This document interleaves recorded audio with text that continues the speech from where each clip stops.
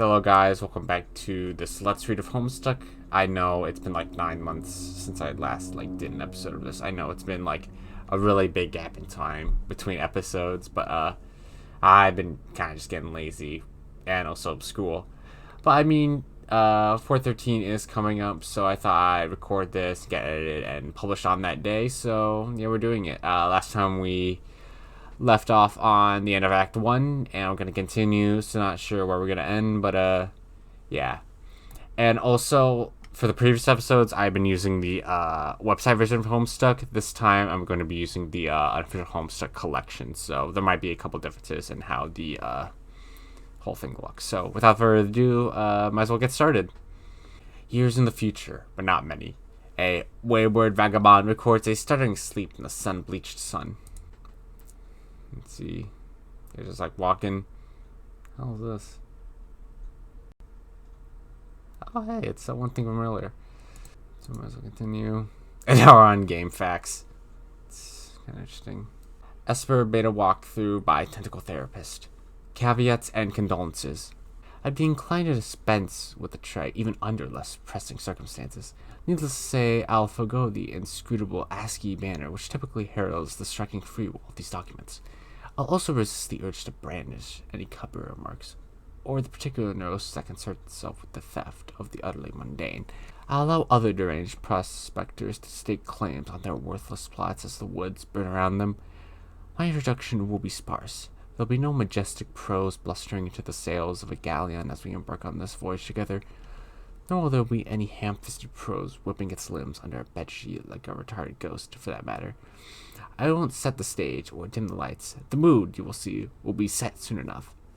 Since you're reading this, chances are you've installed this game on your computer already. If this is true, like many others, you have just participated in bringing about the end of the world. But don't beat yourself up about it. There was never anything you could have done to prevent it. It is happening right now, as I type, and as you read. I've come to understand that we were always doomed to our collective ignorance, and now further doomed by those few who know, and struggle to flee. If you're lucky, you'll be among the smaller subset of the latter who are successful. What I mean is, while that game you installed is just more grinding slab of rock stealing our planet's crypt, it is also your only hope to live. I am presently faced with the same conundrum as you, and though I speak with more experience, my own outcome is far from assured. I will play the game, as much of it as there is to play, and record my findings here. If you want to live, you will do as I instruct. My condolences, Tentacle Therapist.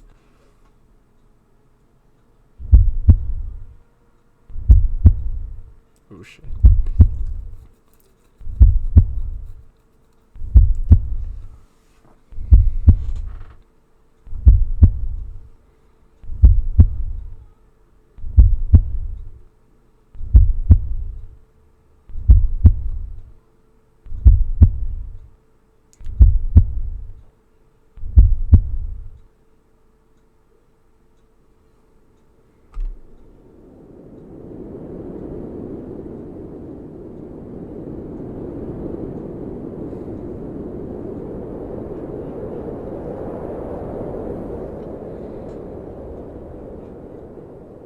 The Colonel divides. The two halves go their separate ways, leaving behind the sprite portion.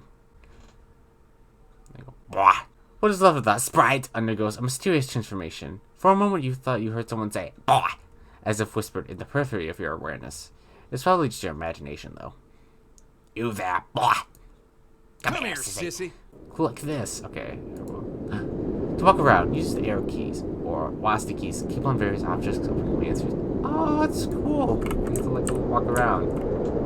Fortunately, the field of view is very limited, so can't really see anything, but still kind of neat. I click on the this large platform. Good grief, what is it, boy? Or I guess no. Okay, I'm gonna create the apple, or the tree that sprouted it, rather. Right on time to save you from destruction. You're not sure if you can say the same for your neighborhood, though. You wonder what happened to your dad. Wait, but no, I meant to say. This large platform, good grief. What is it, boy? I gotta do it in the voice. Can I go inside? Boy, open this door and walk through it. Oh, I got to explore the house. So cool. Wait, can I go? What's down here? Proceed, boy. Wait, no, I'm an idiot. That's the fucking... Oh, God. I'm pretty sure that's the sprite that's saying that. So I had to come up with, like, a voice for it. Oh, no. I've been doofing. Go in third now. We'll just do, like, a kind of low voice. I think that'd be good. Oh, yeah, there's the bathroom returned after Rose put it back. Your plumbing appears faulty. Man, Rose did such a piss poor job to fix the bathroom. It would almost certainly be a mistake to try to use the toilet. You guess you could just go pee over the edge of a cliff. I wonder what happens if we click on that. Can I even do this? What's that? It looks different now. After you put the apple, your whole house seemed to be transported somewhere. Then the apple disappeared and the Colonel sprite underwent a transformation. Aside from the change in appearance, transformation doesn't seem to have any relevant implications. Okay, so I'm pretty sure the dialogue box is just a narrator, not John, so... No, go back. Okay, where else can I go? Okay, let's lead back to my room. Obey my commands, John boy. And those commands would be... whatever. Yes, there is. I wonder how much of this is interactable. Like, if I print this... Okay. Believe me, you have no intention of turning your head to observe this dreadful thing. Wait, hold on. Oh, God, I can't be that bad. I mean, you know, it's kind of rough around the edges, but, you know, some people kind of like this sort of, like, kind of grit style to it. I don't know. A small dessert tray, useless. In retrospect, it was pretty funny when your dad partied like that. Got yet again by the old man. Wonder... Oh, no, I can't click on the portrait of Nana. It's so sad. I can't click on the, urn. Topple this urn immediately. If that'd be disrespectful to your Nana, you just don't do it. Or not intentionally, at least. You consider that it is fortunate she was no longer around to witness the sorrow. On the other hand, you would probably benefit from her elderly wisdom now. I don't know if I really want to go around and try clicking on everything to see, like, little pop-ups that might occur. But at the same time, I am kind of tempted to do so. But, I don't know. We'll make it quick. This way, through the door, like you see in the cowboy saloon. Let's see. Oh, shit. No! Ah, fuck. What happened to Dad? Would like the boy to interact with this environment in a constructed manner. Maybe you should be a little more specific. Have that boy assess his current situation. I'm afraid I can't have the boy do that. Tell him to do it yourself. Very well. You okay? That instruction does not do anything at the moment. Could you please turn controls over to someone a little more competent? The ghost clown, do something with it. The ghost clown is called the Colonel sprite. Or rather just the sprite now, I suppose. You can't do something with it at the moment. The only thing you can theoretically do with it is tier 2 prototype it, assuming that's still possible. Okay, I think... Do we still want to try to get the Sasker book? Colonel Saskers is your favorite book. Almost as favorite as Wise Guy.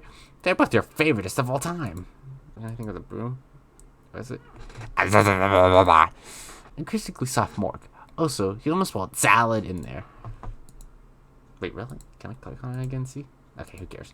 Can I open this door now? This takes me to the laundromat. Do you prototype the sprite or the thing you said? Do it! You're not the one who's supposed to prototype it. The sperm server user is supposed to do that. Well, I think I'm actually kind of done with this interactive segment, but I will try to see the music. This is it. Okay, no, this takes you to Bandcamp where you can listen to it. I mean...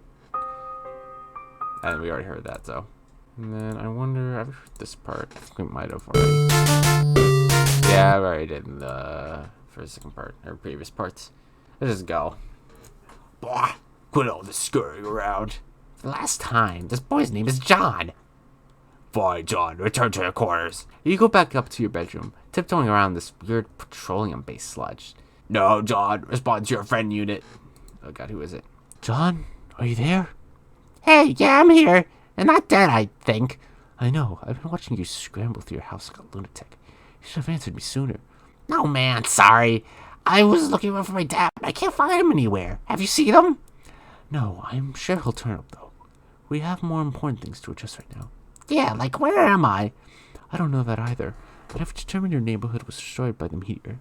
Wherever you were transported, it saved you from the impact. I've been reading reports in the news. Over the last few days, there have been many smaller meteor collisions with people's homes around the world, and they seem to be getting bigger. Yours was the biggest they've identified so far. Wow, okay, so then I guess if this is all the game's doing, then the point of us is trying to save the world? Perhaps. Then we'd better get moving and figure this game out. Yes, but we should retrieve your PDA yet again. It'll help to keep tabs on you while you investigate. I think I can get you closer to it if I can replenish our grist supply somewhat. There may be a way to recycle some that we've already used. Okay. I'll meet you on the balcony. Wait, Rose, one thing. What? You never even wished me a happy birthday! Hello? I was working on something to send you, but I was running late with it. I don't want you to think I believed meager well wishes alone would suffice for the occasion. That being said, happy birthday, John. Oh jeez, this is silly. Anyway, thanks. First, take the fabric off the floor there. The towel? The towel. Why? Oh, well, you're the boss. You capture lock that towel. What now? Do as the purple text says. To the balcony. John makes his way to the balcony per your awkwardly worded request. Wait, take that. The blue wobbly thing. You whimsically decided to capture lock that totem, which was used to create the apple tree earlier. Recycle the grist as was dictated by your cohort. John cannot do anything with the grist at this moment. That's up to the spurred player. I see. Boop. Guess it's gone now. Yes, that will suffice. Rose deletes the perfectly generic objects. 6 use the belled grists are restored to your grist cache. Rose expends the grist to drag a new plank from the balcony in the direction of the PDA. Oh shit, I guess he's gonna have to do like a leap of death and then try to get it. Let's gotta get back up though. I guess you can use more grist to build some more stuff, so. John ran across the precarious platform swiftly. John isn't sure about this. It's a long way down. Yeah, probably a long way down to death. That was lame, sorry. Boy, I said big haste on the narrow catwalk. John is very nervous about the idea, and the strained tone of your commands is starting to make him a little upset. Fine, proceed as your level of comfort dictates. Which I guess is going very slowly. Or I guess... Oh, well, I guess it doesn't really need to do the leap of death if Rose can just grab it. Well, I guess that's good. I know. Crap. He grabs it, ends up moving the thing out. You got the PDA, electric one that Harlequin figures into the night. You can kiss that one goodbye. You know, just one would have sufficed. Thanks, though. It looks like you're not the only one trying to locate your father after the disaster. What's it say? Thank you all. Report. Most hats removed from danger. Ties next. Fedora Freak, you're in our thoughts, along with Pipe Fan 413 and his enviable collection of pipes. Good luck, Fedora Freak. Salvage as many hats as is practical. Neighboring house struck by flaming projectile. In light of fire hazard, evacuating house of all expensive garments. Statue of wealth / wardrobe. Spending the inquiry concern of a cataclysmic event. Pipe Fan 413 reply. Interesting. These boring men are uninteresting. Johnny, you okay? You seem a bit tentative. I'm fine, I guess. Since I've got here, I feel compelled to do these weird things I don't really want to do. I have some kind of voice that I can't really even hear. I don't know. It's hard to explain. Perhaps the early symptoms of an anxiety disorder, like post-traumatic stress? Yeah, maybe. Who knows? Well, if you could pull yourself together, there are a few more things we should try, like prototyping the kernel spread again, if possible. We should hurry. My laptop battery won't last forever. Okay, I'll go back inside. Do not do that. Hop off this ledge onto that car. What? No, that sounds incredibly dangerous. I'm just being a pest. What shadow truck did you tumble out of anyway? Who are you? Years in the future, but not many. Oh, we're back to the guy. An unsealed tunnel welcomes hot desert air into the stagnant depths. Oh, crap.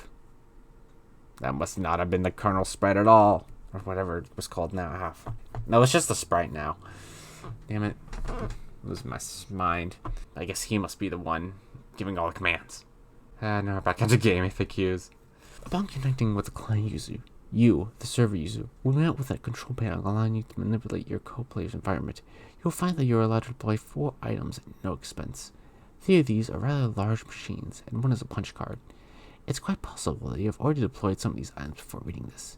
If this is the case, and you've activated the machine called the Cruxtruder, such that it displays a countdown, you must proceed to section A100 of this walkthrough immediately.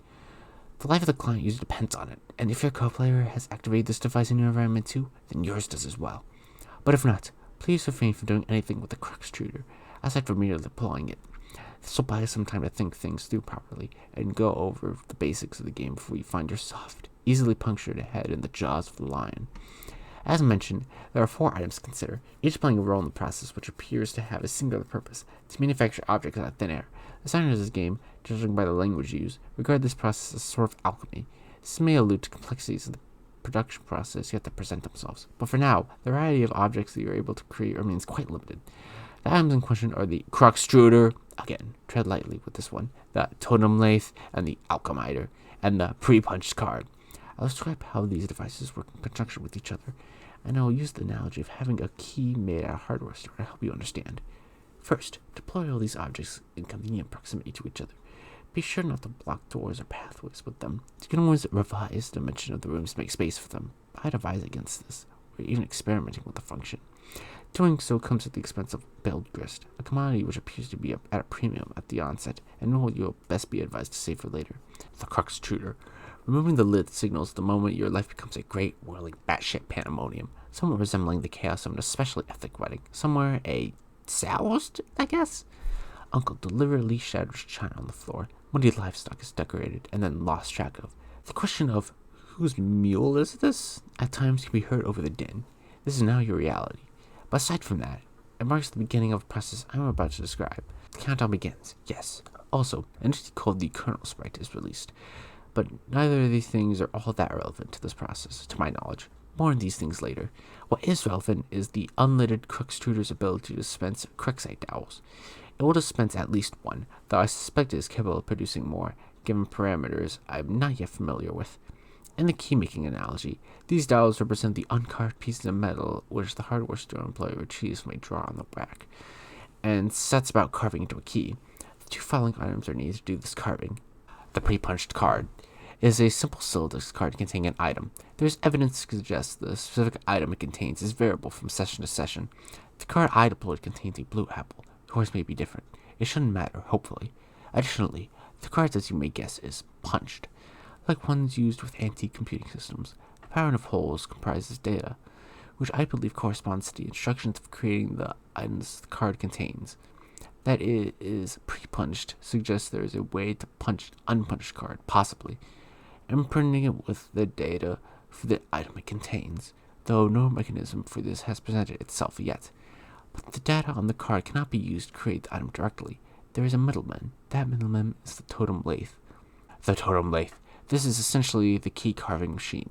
It will carve into your Quixite dowel a pattern of grooves and contours, the sort which makes it unique. The instructions for this pattern are supplied by the punch card, which is inserted into the lathe pre-activation to configure its chisels. Once the dowel is carved, you have a totem serving as your key, which can then be used to unlock the card item through the alchemiter. But at this point, I will diverge from the key-making analogy and switch to a barcode analogy, which is not a terribly strenuous leap to make, since the concepts of a key and a barcode are essentially the same, one being a pattern of grooves, the other a varying black lines. The alchemiter. If you place a Quixite dowel, carved or uncarved, on the alchemiter's small pedestal, its robotic arm will scan the contours with a laser, hence the barcode analogy. This is a machine's way of reading the data originally imprinted from the card and transforming that data into a physical object. Though typically, this is not done without expense, I believe. An uncarved dowel results in the creation of a perfectly generic object, which is a seemingly useless green cube. It costs 2 units of build grist to make, and I do not advise you to waste resources on it. There appears to be many other varieties of grist ostensibly used in combinations to create different sorts of items, which possibly offer some insight into the game's use of the term alchemy. But quite conveniently, there's an exception to this. Creating this item on the pre-punch card costs nothing. This is good, because creating this item turns out to be essential. Now that you know this, you can, in your own time, begin the process. Once you initiate it, naturally there is no going back, so best to be prepared. But you probably shouldn't drag your feet too long. As I mentioned earlier, this is your only means of escape. When you're ready, be prepared to follow the steps in the next section swiftly. Oh god, is this the next section of the game FAQs? Maybe. Oh, thank god. Oh god, took a long time to read, but I mean, it was probably decently important. It's probably all the asteroids coming down, or maybe it's just like a really red rain, I guess. In the distance, okay, it is meteors. Did I say asteroids earlier? Whatever. In the distance, meteorites fall with greater frequency. The fire in the forest burns so hot, not even the rain is putting out. Your laptop battery is alright for now, but it won't be for long. If the power in the house doesn't come back on, you can think of one last resort. The small backup generator stored behind the mausoleum. Prototype Sprite with the baked Crocker box. What? Oh man, you're going to use that? That sucks. What a stupid idea. I have to hurry along. I'm running low on battery power. But the cake mix. Ugh, that's so dumb. I doubt it matters. We might as well use any old crap lying around. Fine, I guess. The Sprite is playing hard to get. You guess that's what you get for originally prototyping it with something that engenders mischief and planksterism. Do the potted vegetable instead. It looks delicious. Pipe down, you. This is Rose's decision, not yours. Prototype Sprite with Sasker text. Oh yes, sweet! Now we're talking! See if you can distract it. I'll try to sneak up on it. Okay, what's his... The Sprite finds a distracting manner in which you flab out to be rather distracting. It seems like flailing out, mainly kind of like vibrating. The pesky Sprite eludes you again. Not even the great Colonel himself can outfox it. In narrowly missing with your attempt to create that Colonel Sprite, you drop the massive tome. The entire house rattles into the astonishing girth of the book. Oh no. I guess we have to wait until the next page, but in the other room, Nana's ashes dump onto the Sprite, which is caught unaware by the dousing. You find the sacred urn toppled again. This time you're quite sure it wasn't your fault. The Sprite is nowhere to be found. Oh man, where'd it go? I can't find anyone in the house. No time to worry about it. The next thing we should do is get your server copy of the game from the car. You need to connect to my client so I can repeat your steps and presumably join you wherever you are. We should do this quickly before my house burns down. What? There's a fire? There will be soon. Oh jeez, so move this thing already. It looks like it requires a lot of grist to move. I don't have enough to locate the door either. How much do you have? 0. Ow. I thought about jumping for the car and ledge earlier, but that sounds really dangerous. I have a better idea. Meet me upstairs. You were about to head upstairs, but you thought you heard something behind you. It was faint, but you could swear it was a small, light-hearted chuckle, along the lines of a spirited, "Ooh, ooh, ooh." Oh no. I don't know if I want to attempt that. Oh no. Whoop. Yeah, I think I just gotta keep going over, but indeed. You're not sure you even saw a woman, let alone any of her hypothetical antics. But whatever it was, you might have caught a glimpse of it. It sure give you the willies. You're upstairs on your way to the balcony. Your PDA is acting up again. Hey bro, check it out, I'm working on some new rhymes. Dude, I don't have time for your dirty raps. Come on, this is like Hellsville, just listen. It sounds like you don't even believe me was about to get blown up. But it really was. And then I'm in some weird dimension that sperm sent me to or something. And on top of that, I think I'm being hunted by my dead grandma. Oh, for real? Yeah, it's true, but I'll talk to you later about it. I think we could drop some Instagrams about this. Man, see, I just don't think all the rapping stuff is really as cool as you think it is.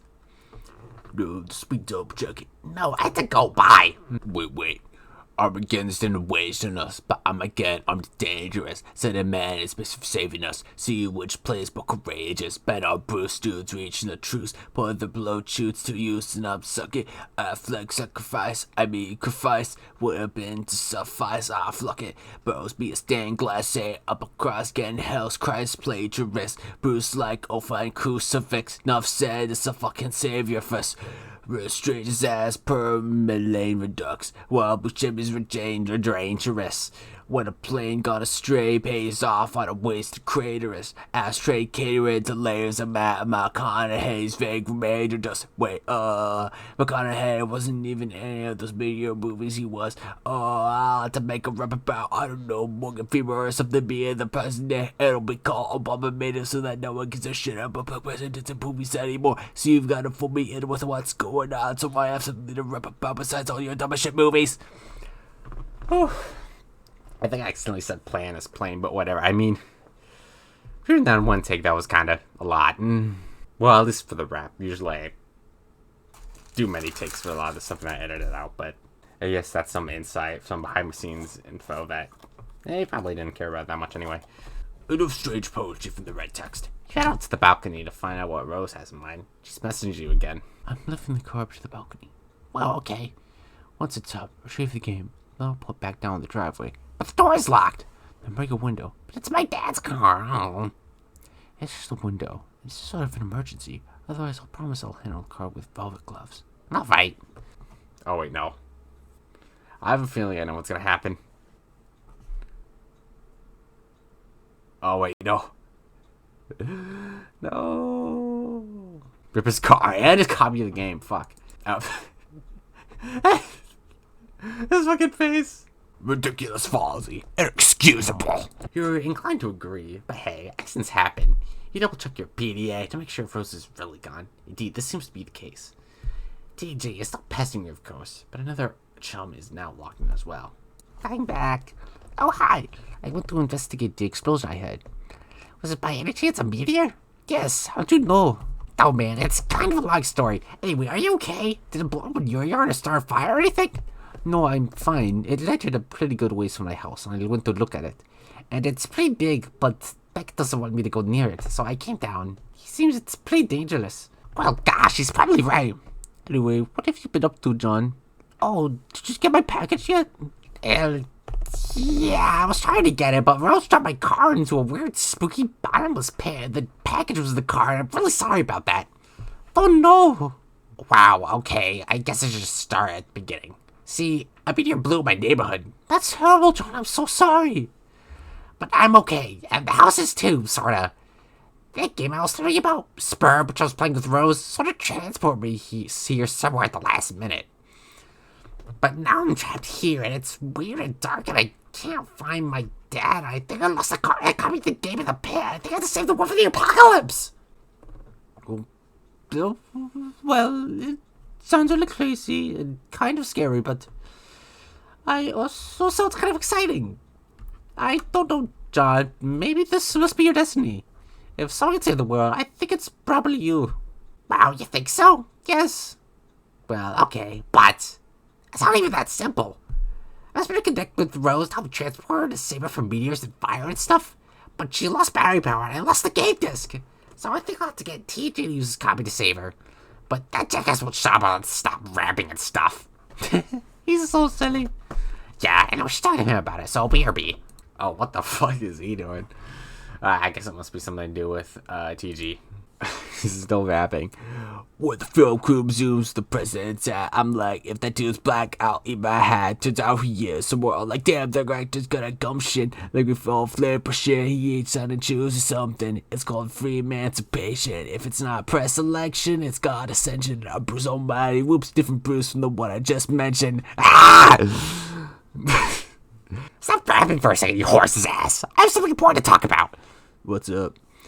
Rose is in trouble and she needs help. I was going to connect with her with Sprayer, but I lost my copy. Okay. Also, she lost battery power. If she get back and running, she'll need someone with the game to help her get her out of there before the house burns down. So I think you should use your copy of the game to help her. My copy? That's going to be tough. Why? I lost it. It's a stupid story. I'd rather not talk about it. Shit's embarrassing, yo. I thought you said you had two. Well, yeah. What is my brother's copy? Okay, well, get it then. Alright, but he's not going to be happy about that. Whatever. Also, you might want to read Rose's walkthrough to get up to speed on this. Oh, man. What? Nothing really. Look, I'm saying this girl tends to lay it on kind of thick, you know. Ugh. Your laptop is out of battery power. There's only one thing left to do. Time to make your way up to the backup generator. What was he? Wait, really? Damn, that was really quick. It was just needed that, like, right now. Damn. Oh, wait, no. Oh, okay, that explains a lot. That'd be such a waste of time. Besides, I already knitted one a while ago. You retrieve from your knitting bag, reply to your laptop, you capture log that laptop plus cozy. Oh yeah, this thing. Come to Grimoire to Strife's precipice. That'd be incredibly ill-advised. There are some dark forces you just don't want to mess around with. You understand this better than most. You put the book down.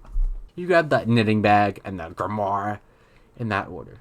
It's always a logistical puzzle with your tree modus. The tree auto-balances, leaving the knitting bag accessible in the root card. You feel a lot more comfortable with this as a weapon. You're so handy with those needles, you feel like you could probably use them to fillet a swordfish. You lose a root card in the process, severing the tree. Hey, careful with all that stuff. Isn't that plush cuddle Cthulhu to soothe nerves? That'd be a preposterous waste of time. Besides, you're quite sure you never even heard of this creature called Cthulhu before. There are, however, many other specimens of the zoologically dubious that you're familiar with, such as Flathulu. Foul patrician of misery. To hear this mammoth belly gurgle is to know the epoch of joy has come to an abrupt end. So it's got like an... Wait, where's the front? Is this the front? Like the eye with the tentacle things? I guess it has an ass for our mouth. Would like the reverse be like mouth to ass? Whatever. Who cares? This is a bad attempt at insight. Oh, and there's more. It's like Shub-Nagroth or something. And Nuam-Nigilif, shame-beast king of grotesquerie, rightful lord of the moist beyondhood. Hearing his melodious chirps and tongue clicks causes one's bones to explode. Okay, I was gonna make a comment about how the two heads kind of Siamese twin together. Kind of makes it seem like the head of us, but I'm just gonna stop with the trying to make sense of everything. There's more. And of course there's Oglogoth, the deep one. Whenever he grinds his teeth, all the children of a random galaxy somewhere will frown continuously for 9,000 years. He is the first and smallest of the smaller gods, appointed in servitude of a vile, unfathomable pantheon of meddling gods, which caters to the whims of the noble circle of horror terrors, an omniscient, omnipotent order of the elite few, forever cloaked in the darkness of the furthest ring. And then there's this strange page containing some rather mysterious notes on summoning procedures. Never been quite sure what these diagrams are getting at. Summoning procedure you got there, I guess. You recapture log everything the way you want to appear in the tree and head downstairs. You figure that's enough dilly-dallying. Time to get a move on.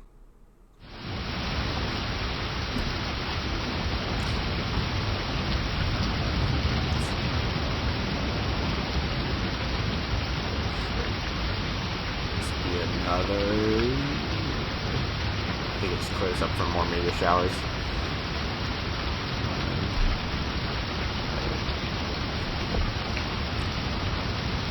Oh shit, now it's hitting that hard. Fuck. You wonder if this rain will ever let up.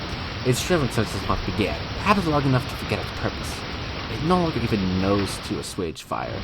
Somewhere a zealous god threads these strings between the clouds and the earth, preparing for a symphony that appears impossible to play, and so it threads on and on, delaying the rays of the conductor's back. Ah, how you hate this season. April is a cruel storm, breathing lilacs off the dead land, mixing memory and desire, stirring dull roots with spring rain. I might just spoil for Child's back here. What the hell are you doing here? Surely your mother is looking nearby. Oh. Well. Not what I expected, but guess that happened. There's this really cool dude, okay? He's sitting around being all chill, like cool dudes are known to do sometimes. A cool dude like this probably has a real cool name, but he probably won't just tell you that if you asked him. He'd be way too busy for that. Busy being totally sweet. But you could always try to guess his name, and if you're right, you might nod ever so slightly. That's cool dude's way of letting you know there just might be hope for you yet. Oh yeah, we're doing this thing again, but that's dope. This guy doesn't have time for that sort of bullshit again. Why did I do the wing? Terrible. Your name is Dave. It is an unreasonably warm April day. Your bedroom window is open to let some air in, and your fan is cranked. I believe even more cranked would be your fly beats, which brings us to your variety of interests. A cool dude like you is sure to have plenty. You have a penchant for spinning your unbelievably ill jams with your turntables and mixing gear. You like to rave about bands no one's ever heard of but you. You collect weird dead things preserved in various ways. You're an amateur photographer and operate your own makeshift dark room. You maintain a number of ironically humorous blogs, websites, and social network profiles. And if the inspiration strikes, you won't hesitate to drop some fat rhymes on a mofo and rips it. What will you do?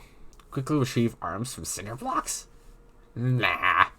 Get the damn beta and save your friend's life. This notion strikes you as nonsensical. You can't imagine how a video game can save someone's life. And in any case, you're quite sure no one you know is in any danger. Anyway, These are your copies of the beta you received in the mail recently. You've labeled them with your name in bold red print to distinguish them from your bro's copies, who's labeled his in kind. Neither of you really gives a shit about the game or has any intention of playing it. But you'll be damned if you'll let that get in the way of your campaign of one-upsmanship. Oh no, we're doing this again with the weird-ass requests. Be like a go and piss on your turntable. You could never consider allowing any fluid, even remotely resembling your, to touch your beloved turntables. That would risk breaking them, and a world without the gift of your godly science just doesn't sound like a place you want to be any part of. While you're at it, you might as well wipe out human civilization with a meteor or something ridiculous like that, which will probably never happen. That sort of thing only happens in stupid idiot movies for stupid idiots. You will, however, contemplate bleeding like a goat for ironically humorous purposes at a later date, though. This is your closet, and it's where you keep a lot of your crap. Like that box, and that bottle of... What is that? Is that... Oh god, it's a picture of Ben Stiller. Is that him? Oh yeah, it is Ben Stiller, okay. I don't have a joke about him, fuck. This is a package that your friend John Ebert sent you for your 13th birthday a little while ago. It now contains nothing except a note and a certificate of authenticity vouching for the genuine Hollywood memorabilia which the box originally contained, and which you are now wearing to be ironic but also to be incredibly cool in a way somehow intentionally related to the ironic nature of the accessory. You find it sort of exasperating to explain these subtleties to people. The box also includes a signed photo of Ben Stiller, which now proudly hangs above your closet. Proudly and ironically, you capture log the box to your hash map fetch modus. Your most current hash function resolves the index by valuing each consonant at 2 and each value at 1. The total is divided by your number of cards, and the remainder is in the index. Box equals 2 plus 1 plus 2 equals 5. 5 to the remainder of 10 is 5. Is that a remainder? Oh, it's a division. But is that the thing used for whatever? Okay, I'm confused. Okay, hash function of something 2 total is divided by your number of cards. Oh wait, no. Okay, so 5 divided by 1 is 5. 5, that's whatever. Examine jar of unknown yellow substance in the closet. Oh hell yes. It's an unopened container of apple juice. You thought you were all out. It's like fucking Christmas up in here. This is so great. You gotta be telling John about this immediately. He'll be so excited. You capture like that juice into card 7. 2 plus 1 plus 1 plus 2 plus 1 to the remainder of 10 equals 7. In addition to letting your buddy know about this outstanding juice windfall, you figure you'll wish him a happy birthday while you're at it. In your own cool, sort of roundabout way, of course. Good thing you've looked at what the box he sent you, or you might have forgotten. You also might as well ask him about that beta. The kid's been harping about it for weeks. It'd be cool if the game came on his birthday. He'd be one happy camper. Hold on, I gotta see what... Oh no, I have to wait for this to reloop. Play bullshit, L beats, Pastor Chum, dope rhyme, so dope. And I gotta see what this is. Okay, whatever. So what's up to say Luge to break in today? I got a Little Monsters poster. It's so awesome. I'm going to watch it again today. The apple juice scene was so funny. Oh, hell, that is such a coincidence. I just found an unopened container of apple juice in my closet. It's like fucking Christmas up in here. Wait, it's like, it seems familiar. Anyway, I think we've already done this, but I might as well do it again. And I guess if I don't feel like doing it again, then I can just edit it out. So whatever.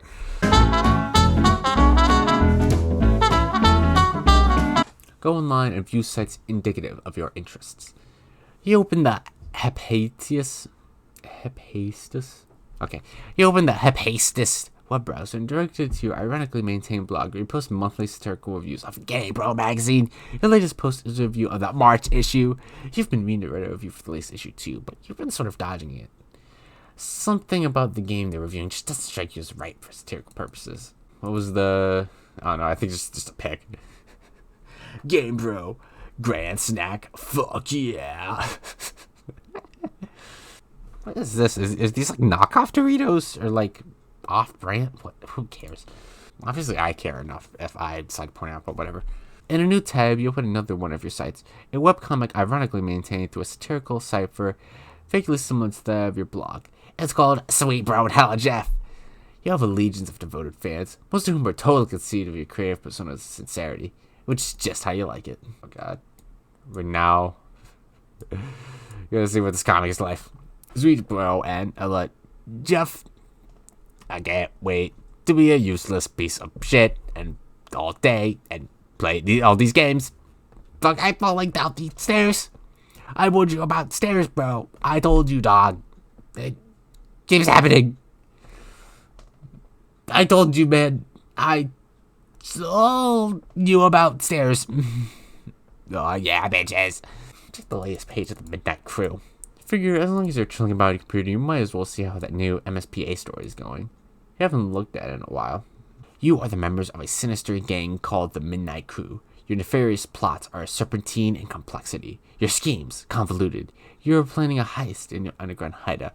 What will you do? This seems familiar as well. I mean, this is like past occurrence, so I guess it makes sense that we are reaching through a couple things, but I'm gonna go check. And yeah, I'll do the same thing I did for the juice box thing. Spade Slick uses Octum's razor to carve a circular hole into the heist plans, freezing it from the knife. You wonder what moron would jam a knife so hard to the table in the first place. Ah, shit. Tries to climb out. Locked. Nah. You push against the manhole cover, but it seems some unbelievable jackass has parked your getaway van on top of it. A familiar feeling stirs. That feeling is overwhelming, soul-blackening rage. Rage? Fuck. That feeling is overwhelming, soul-blackening rage. It's sort of rage that'll make any man feel totally justifiable in sporting any unnecessarily elaborate assortment of fancy blades. Let's skip ahead 100 pages or so. And now we're back to everyone killing each other. You don't remember where you last left off, so you jump way ahead. You always forget to save your place in the story. It looks like tempers have become short in this pressure cooker already. You speculate that the tipping point may have been an ill-advised motion for a game of fancy card pickup. Oh, yes, it comes back. Pick up the cards. Even though the adventure began recently, it's already over 3,000 pages long. You don't have time for all this bullshit. You'll catch up later. Besides, it looks like someone's pestering you. You're pretty sure you know who it is. In some cultures, the persistent refusal of a lady's invitation to play a game with her would be a sign of wanton disrespect. Either that or flagrant homosexuality. Well, oh no. No, look, I'm busy. I got a lot of shit on my plate. I'm sort of a big deal, okay? I know. Sometimes I wonder who are ever allowed to pay for meals in restaurants. It must be hard to keep a low profile when you're always overhearing odd voices whisper, "It's that guy who has a blog." Oh. Seriously, dudes be worshipping me left and right. I could hardly walk down the street without stepping over torsos of my prostate. Navigating the urban landscape, I'm sure, is difficult enough with an obstacle course of differential flesh and skyward asses. Perhaps adapting the art of parkour to your unique environment would help. Yeah, I mean, damn, like, there's this scruffy little shit at my feet, like an orphan or something, I don't know. Face flush on the pavement. I'm like, dude, listening to a stampede of buffalo or something? He breaks to look at me and then gives my shoe a little kiss and scurries the fuck off. Heavy as the crown. Yeah, knocking all of you twists in the fucking face every day is my gift to the world, I guess. Breathtaking magnanimity. Among other things, I just give and fucking give. Indeed, never a jewel tumbles from your wish box of daily exploits, which I imagine does not sparkle. Oh, for fuck's sake, you're just laboring for me to play that dumb game. Oh, baseless accusation. Look, I'm telling you, Egbert is all about that game. He'll play with you and probably be tickled about it. I know this very well. Do not hasten this mail's delivery, however. Yeah. I'll hassle him some more about it. And look, how about this? If you ever find yourself in a position where your life depends on me playing that piece of shit game, then I'll play. Will that make you happy? More than you know. It perfectly mollifies my grief at the demise of chivalry. John, what are you doing? Stop doing nothing! Meanwhile, in the present, in a place where the present day may be a concept of dubious merit, John is spacing out, but a vague and forceful thought jolts him to attention. Or maybe is that bumping sound coming from the other side of the door? What is that? A thick... Oh no, it's the oil we saw earlier. Is the oil we saw earlier? A thick, unpleasant fluid pools from beneath the floor. Troubling. Investigate this. There is a trail of this fluid in the hall heading towards your room. Oh no. Now I gotta go back to Dave for this sick guy. Beat maker. Is it a guy? I kind of just assumed. You've had enough of your computer for a while. You feel like you've been messing around on all week. It's time for you to get your jam on. You pull out your trusty Akai MPC 1000 sampler and we're gonna get sick nasty. Okay, so it isn't Akai. Okay, so these are all the epic beats.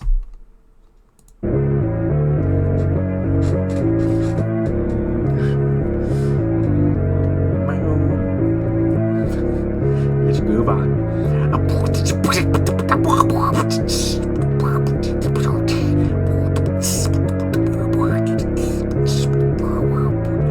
name is Epical, and that is what, and I'm here to say, I don't know, something is gay.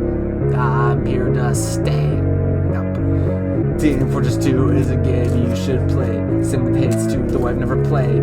What I've heard, it's got rave reviews and a recommendation from a friend. Sort of friend, I just know, but he's still pretty cool and he's president of something. That's it. What the beats you got?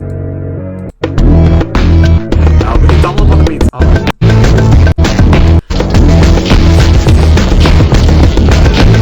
Take a sip of apple juice, despite what John said. Those beats were so fresh to belong to the producer. What the fuck? Those beats were so fresh to belong to the produce style, is what you're talking about. Sucker moms eat up with that shit for brightness like mountains. You know what I'm saying? After beats that fresh, it'd be a crime not to reward yourself for a solitary swig. Oh no. Is that what? I never watched that movie. Is that what the character looks like? That's stupid. Can't do it. Don's got you all twisted up inside now. All I think about is Mandel's gross monster piss. Damn you, Egbert. You recapitulated that juice. Your Strife specificity is already allocated with the blade kind abstratus. There's no need to allocate it. You can wield your sweet ninja sword as a weapon once it is in your Strife deck, but you'll have to capitalize it first before moving it there. Like sword. Oh no. No! Rip. The ninja sword. I'm not gonna spell all those calculations. Occupy the same card as that juice. Exploring the juice from your syllable decks. It splashes all over your turntables and your copies of the beta. Get a towel or something. You don't have to get a towel from the bathroom across the hall. You can listen to one of the many radical puppets in your bro's collection and nod in approval. Is there anything not awesome about your bro? No, you think not. Oh god. Is that the puppet from Goosebumps? Oh god, I really should know, have some more knowledge about this sort of stuff, but crap, I just don't. I guess it's the puppet. Yeah, sort of rapper outfit. That's pretty dope. Yeah, they're all kind of dicked out. That sort of apparel. It's whatever. You enter the bathroom. There's a damn towel on the floor you can probably use for this crisis. You stop to pay a little respect to one of your brow's boys up there. Hey, little man, how's it hanging? You take the damn towel, exploring the box, search the bathroom for something slightly less damp. Nah, you just decide to wring this towel out into the toilet to make it less damp. It is now just a towel. You take the towel and grab the box again while you're at it. You clean up the juice with the towel and hang the damn beta envelopes on your line to dry off. In the breeze of the fan, the betas jostle near the open window. This arrangement would be a little disconcerting. If they fell out, it sure would be a stupid way to lose them. The crisis is easily averted. You can't imagine it'll ever resurface later in any way, shape, or form. That beta is as good as yours forever. You should probably go pester Egbert again. You wonder if he found the beta yet. You also might chat about your respective Celodices and fetch modi if the topic happens to come up. You wonder if he is anywhere near as smooth with his cell decks as you are. Probably not. It's probably not even humanly possible. Oh shit. Suddenly, a rambunctious crow flies in the open window and snatches the beta. Possibly to make a nest with, or maybe just for the sake of being a brainless, feathery asshole. You yell at the bird.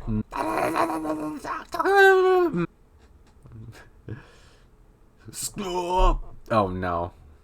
He's gonna take out the bird. Might already take the bit out with him. Ruin everything. You accidentally launch your ninja sword. Everything goes flying out the window. Dead bird and all. No one can ever know about this. Yeah, you can kiss all that stuff goodbye. You feel sorry for the bird, but at least you know shit.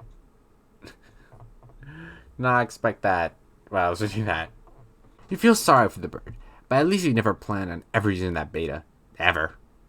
Anyway, now that that bit of ugliness is behind you, you guess you can look forward to several more hours of messing around in your room. Whoa, wait, what? Oh yeah, this goes back to Rose again. You prepare to descend the stairs to your living room. You are standing eye to eye with a familiar foe. A 20-foot-tall granite statue of the mighty wizard, Azazarpan the Learned. Your mother had him installed through a hole in the roof with a heavy-duty crane. Just look at that mystical gaze. To peer into those aloof, glassy eyes is to arrest the curiosity of any mortal. To behold the wisdom concealed in the furrows of what venerable face is to know the ceaseless joys of bewilderment itself. Any man so fortunate as to catch askant his merry twinkle or twitch of whiskers shall surely have all his dreams fulfilled. You find this grisly abomination utterly detestable. Psychoanalyze mother's love of wizards. There's nothing to psychoanalyze. Your mother clearly has no affinity for these damnable things. She only collects them to spite you. If anything, she finds them even more repellent than you do.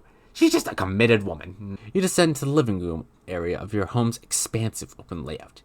There is the sound of rushing water beneath the floor. It tends to strike guests as a strange presence in a living space, but it's become hardly audible to you through familiarity. There's the front door, but hopefully there's no need to make the long trek around the house in the rain. You might as well see if you can slip through the kitchen out the back unnoticed. View mother's solid copper vacuum statue. Okay, but it's bronze, not copper. But it wasn't always. A while ago, you gave this as an ironic gift to your mom for Mother's Day. You even customized it with a drink holder to sport one of her ubiquitous alcoholic beverages. She liked the gift so much, she had it bronzed and put it on this pedestal. She even left it plugged in so it could still be turned on now and then, but never do any cleaning. It never leaves the display. Sometimes at night when you are in your room, you can still hear it wailing from downstairs. She must know you can hear it. It's completely deranged. Grab the Eldritch Princess. It's too big to capture lock.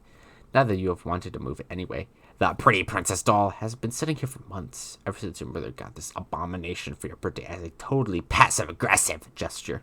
You decide to make it much less abominable by knitting Her Majesty a new head and new arms. Now it brings a mischievous smile to your face whenever you walk by. Your mother hasn't removed the doll yet, and probably never will. She would never be the one to blink first. Acquire Umbrella for protection from elements. You're going to have a hell of a time accessing that car when you need it. You guess you'll just cross that bridge later.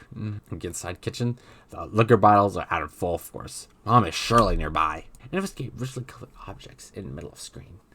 That would be your refrigerator, whose services has been customarily served as a battlefield for a chilly siege of passive-aggressive one-upmanship. This was a drawing you did of your cat, Jaspers, when you were younger, along with a poem about him. Your mother brought this ostentatious $15,000 frame for it, and had it welded onto the door. Using the colorful magnet letters, you recently left a succinct message, which may or may not have been directed towards anyone in particular. But you couldn't find the letter W, so you just took two V's together. Your mother then purchased a fresh pack of W's and left them there for convenience. Appreciative of the thoughtful gesture, you left her a sincere thank you note, which you had legally notarized, and then marked it with a drop of blood. But part of it was touching the floor, so your mother was kind enough to lift the lower portion of the document with a velvet pillow. Attach a W. Oh, that's sweet. This is incredibly silly, and you're not sure how it fits with your campaign against your mother, or getting your computer back online to skip your doom. But it's hard to resist getting a little silly sometimes, especially when you're absolutely positive no one's watching. With that unsightly void in the W pack won't do, nor will the gash in plastic. You deposit 12 cents in its place, which is your approximation of the letter's value. You also make a vow to return later and neatly sew the plastic shut. You now wonder how to address the pillow situation. It seems the woman has you at a clear disadvantage. Perhaps slipping a fresh doily under the pillow will do the trick? Or maybe spilling a bit of Worcestershire sauce on it and then having it dry clean and returned along with a laboriously gradiating apology note? No, there's no time for anything like that. Or maybe, just thinking out loud here, you could use the entire pack of W's as M's? Oh yes, that would burn. But we've already done something with that W pack, and there's no need to go back and gild that lily. This is delicate business, and that pillow is screaming for rebuttal. You decide to take the velvet pillow and lovingly embroider a poem with praise of motherhood on it. Hopefully you can pull this off before she notices it's gone. But it causes your tree to be pretty badly unbalanced. It surely will auto-balance itself in the moment. And just like that, the umbrella becomes accessible in the Roots card. That's one of the things you love about the tree modus, the happy surprises. Okay, and that's enough. Time to go. Ah! You don't know how she does that. You're never safe in this house. And of all the things she'd be doing during a power outage, she's up to her ironic housewife routine again. That mop plug doesn't even have any water in it. What an absolute madwoman. This bird's gonna fly. This bird's gonna fly. Zip! Damn it. I can't really time it very well, but hold on, maybe we can do it again. Bird's gonna fly. Zip! You throw. Blanc. Lousy goddamn stupid wizards. Meanwhile, in the past, again, you almost done patching up the hole in your window with gaffer tape, But it's sort of hard to get any work done when people keep pestering you all day. You guess you better get to that. Hi, Dave. What's up? Not much. Sup with you, Blue? Good one. So, it's been chill, I guess. You know how it goes. Great. Feeling cool today? Mr. Cool Guy? Yeah, you know it. So cool. You know shit's ice cold up in here. Shit's wicked bananas, I'm telling you. Oh, so have you talked to John today? Yeah, we were just talking a while ago about how much he sucks at cell decks. Can you believe he used to stack? That kid is ridiculous. Oh, that doesn't sound like much fun. Wait, what was it that you used again? Wait, never mind. I forgot whenever we talk about your goofy moduses. I got a migraine. What do you want with John? I want to tell him happy birthday and ask him about his birthday package. Dude, yeah, I was being sort of cagey and told him to check his mail because I was wondering if mine came yet. I think it did. Yeah, I think mine came too. so, I just want to know if he likes it or something. No, he won't open it. He'll lose it. Oh, sorry to hear that, I guess. Though it's good actually, because he'll find it again later when he really needs it. Which of course is why I sent him it in the first place. See, like, I don't forget how you do these things. I don't know. I just do what I know. Alright. Anyway, I have to go. I have to feed Beck, which is always a bit of an undertaking. Man, if I were you, I would just take that fucking devil beast out behind the woods and blow its head off. I don't think I could do that if I tried. Yeah, so how'd your granddad for me too, okay? Yes, I guess encounter with him is almost certain. It is usually intense. Yeah, well, it's not always with family. He sounds like a total badass. Yeah, he totally is. Anyway, gotta go. See ya. It'll be handy for you to have your phone on standby, so you won't always have to go back to your computer whenever somebody pesters you. This way you can text message people no matter where you are or what outrageously cool thing you're up to. Yeah. So cool. Get towel on your head. John, pursue adversary into that room. And ever, meanwhile, or in the present, sorta. Once again, this slippery antagonist eludes you. You only find more of these unpleasant, oily smears. Someone is pestering you. Both your PDA and computer register the message. Alright, I'm out of my room looking for my bros game. Oh, good. Yeah, there's no sign of Rose yet. I hope she's okay. Well, if she comes back, I'll be ready. You better know what you're talking about, because this could get ugly. I brought my phone. I also took my awesome katana with me, in case things always get too hard to handle. And they always do. Give me that cheap piece of shit you haven't you well. Fuck you. It's sharp, it's awesome, it's a sword. Ends the story. Okay, I don't really care. I'm in my room again. I think there's someone else in this house. Like monsters or something. Dowie. I wish. Dude, monsters aren't real. That's stupid kid stuff for stupid babies. Yeah, maybe you're right. What are you, an idiot? Of course there are monsters in your house. You're in some weird evil monster direction. Come on. Skepticism is the crutch of cinematic troglodytes. Like, hey mom, dad, there's a dinosaur or ghost in the corner of my room. Yeah, right, Jenny, go back to bed. Fuck you, mom and dad. How many times are you going to watch this show unfold? It wasn't goddamn pretty the first time I saw it. Just would you like to see dad crap his pants when the kid says, there's a vampire in my closet. Oh shit, everyone in the mini-fan. Be fucking dad of the year right there. Okay, stop. What do I do? What do you have, a hammer? Man, so lame. Okay, whatever. You just look at too weaponizing your cell dexes. My bro's always getting on my case about it. Man, it's not as easy as it sounds. But if you're fighting monsters left and right, you don't have much choice. Okay, I guess I could read up on data structure some more. How's it going there? I'm out in the living room. He's usually there, but I don't see him. I've been playing his mind game, so I'm pulling on ninja shit. All I see is little Cal over there, so I guess he can't be that far. Oh god, so lame. What? See, I just don't know why you think it's cool, his ventriloquist rapping thing. Oh, little Cal? No, man, little Cal's the shit. That's fine, you're entitled to your own opinion. I'm just saying that big white guy who's a rapper with a ventriloquist doll is not cool by any stretch of the imagination, or by any definition of the word cool. Ironic or otherwise. That's all I'm saying. Yeah, bullshit. Cal's dope. Puppets are awesome. Johnny blows. The end. Mic drop. Yeah, I'm more like the opposite of all those things. This thing that's true. I'm going to upgrade. Good luck with your bro. Stay aware of these foes. Monsters. Only babies who poop in their diapers believe in that stuff. Just gonna do it again? Fuck. back here. Okay, let's see what Holy shit!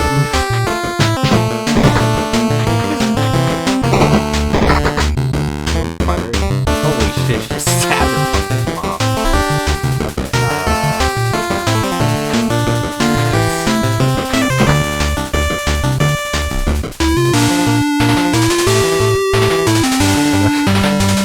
Beautiful pony.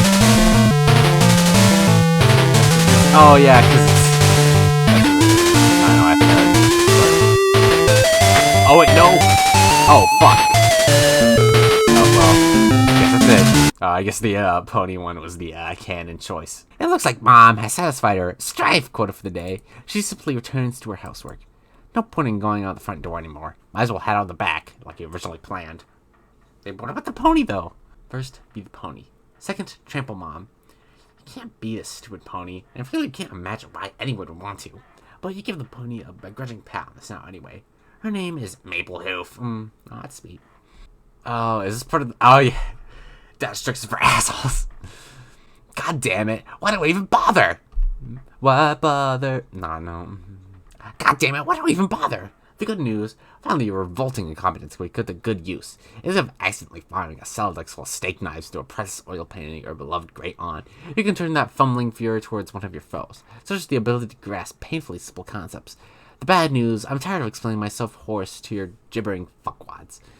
In this chapter, I'll be phoning it in with liberal use of diagrams and shitty clip art. What are you gonna do about it? You're going to wriggle in your own vicious secretions like the worms you are. That's what. Here, learn something for a change. And yeah, with the use of shitty clip art, we finally get the idea. Enter one thing into the Celodex, one thing goes out. Kill people. Asshole notes.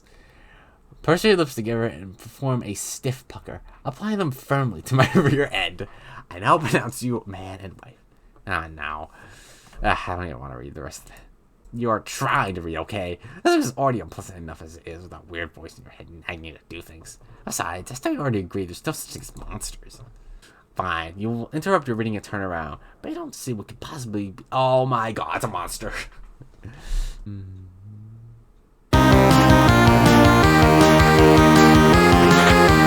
Oh, that's what they took a strike.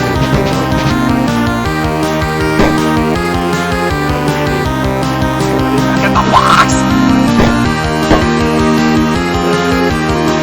You leave through the back door.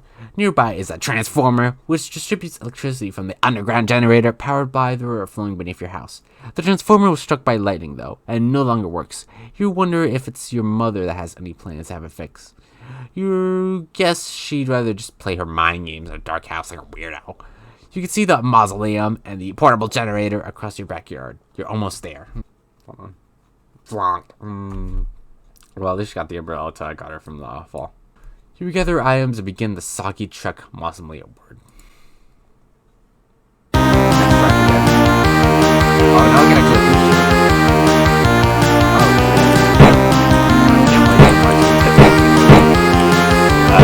But, you know, he just back. Oh, fuck. Back up. Is that it? I think it is, yeah. Oh, sad.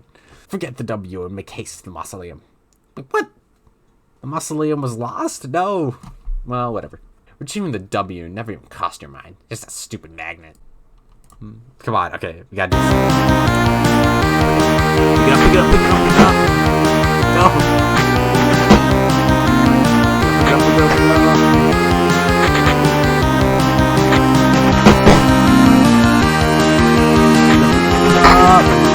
Oh shit.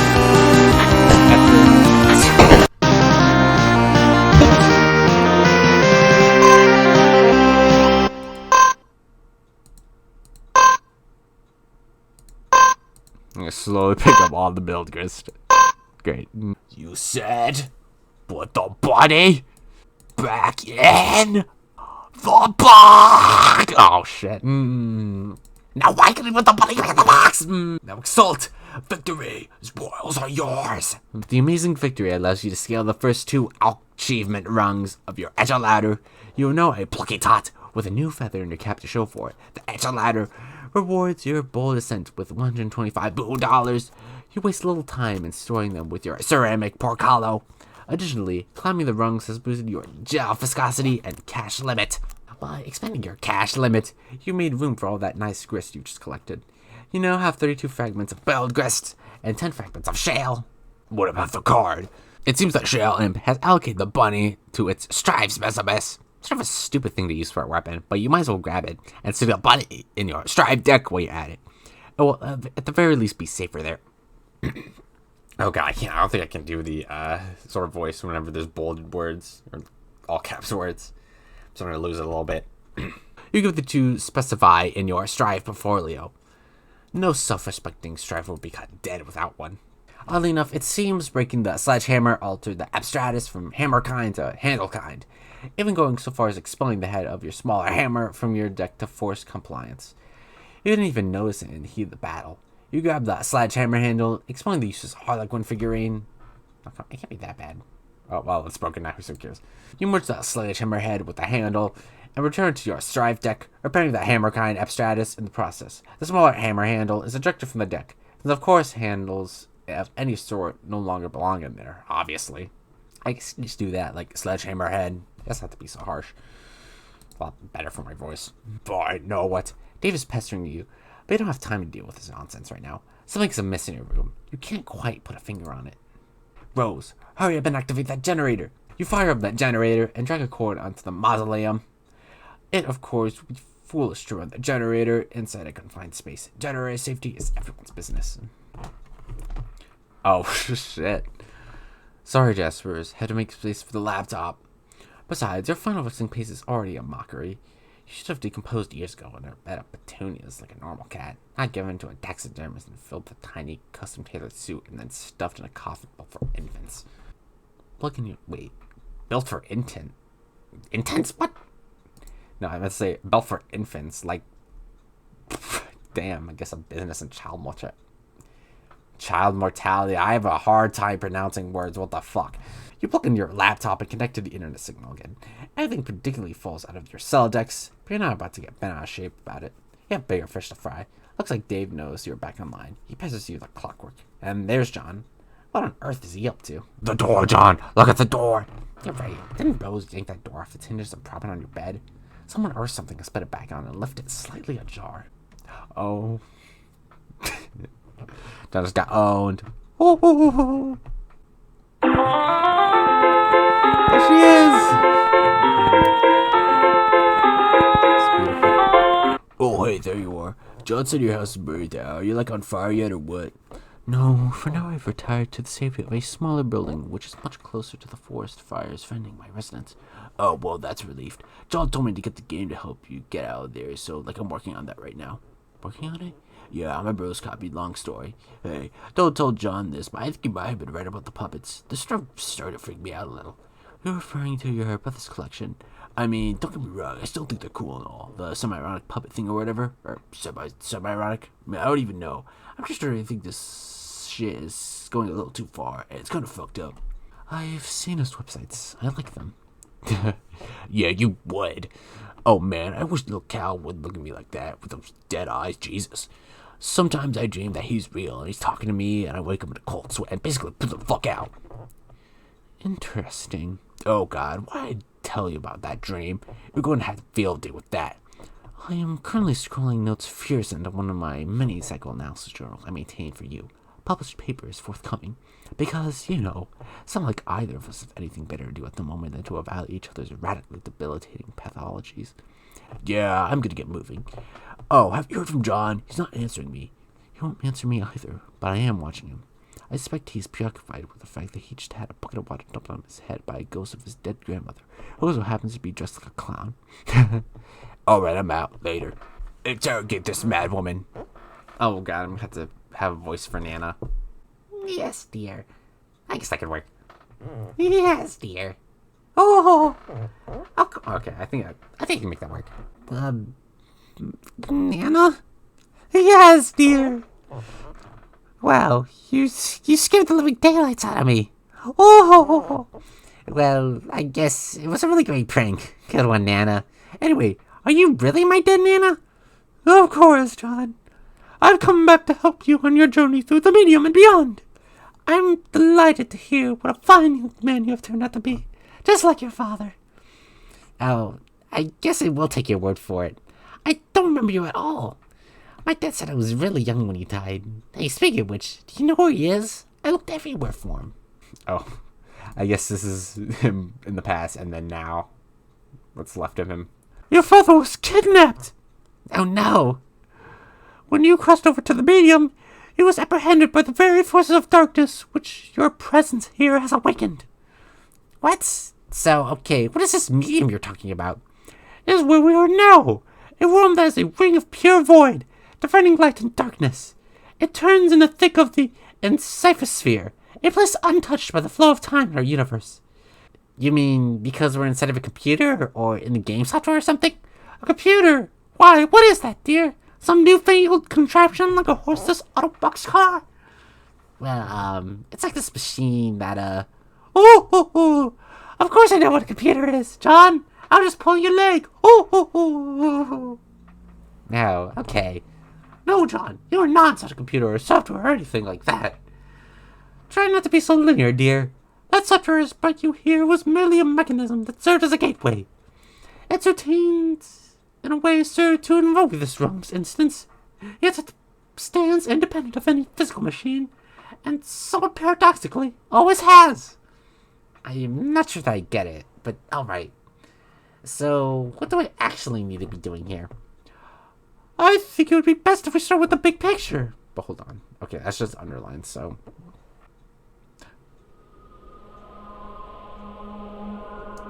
Oh, we got nice animation. I think we should probably read along with this, but whatever.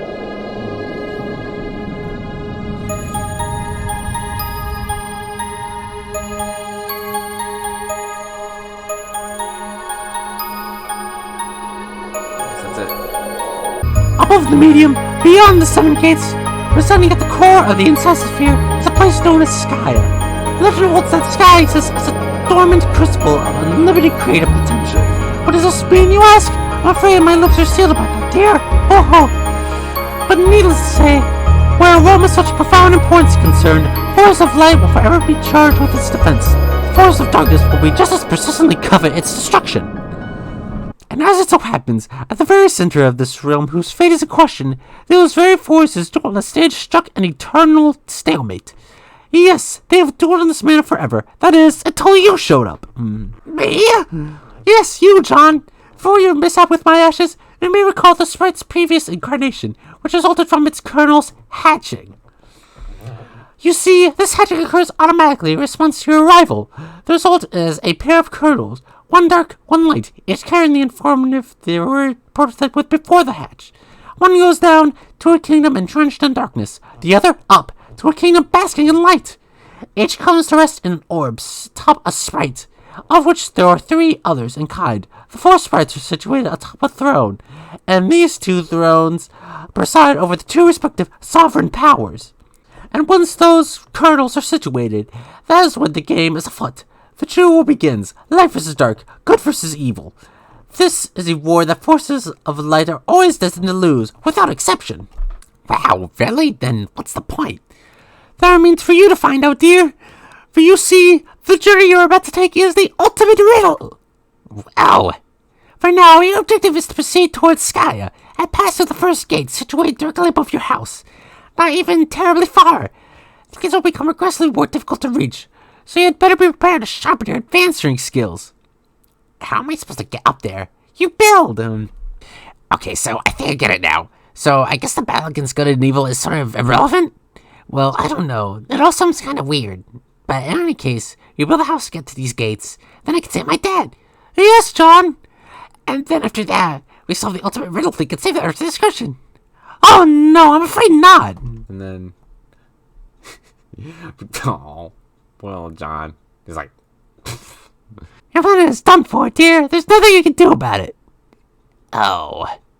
Your purpose is so much more important than save that silly old planet, though. And that is... Oh! And just like that, she's gone. And you are such a good boy. I know you will succeed. Thanks, Nana. You are a good boy, and good boys deserve treats. Hooray! I'm going to bake you some cookies. No. Oh, god damn it. That's just what you need. More baked goods. You totally abjured the hell out of that idea. You're so busy abjuring, you don't even know So's been trying to pester you this whole time. You give John a swift rubbing of the noggin, but he is undeterred. That is some fit he is throwing. Perhaps you will take this spare moment to contemplate the nanosprite's strange tale. It may also behoove you to record your thoughts on these developments in your game FAQs walkthrough/journal. It can be hard finding time to update it. In fact, you're not even sure where you found the time to write that. It's already there. Oh, is that so, Jaspers? And just who do you think you are looking at me with that smug grin?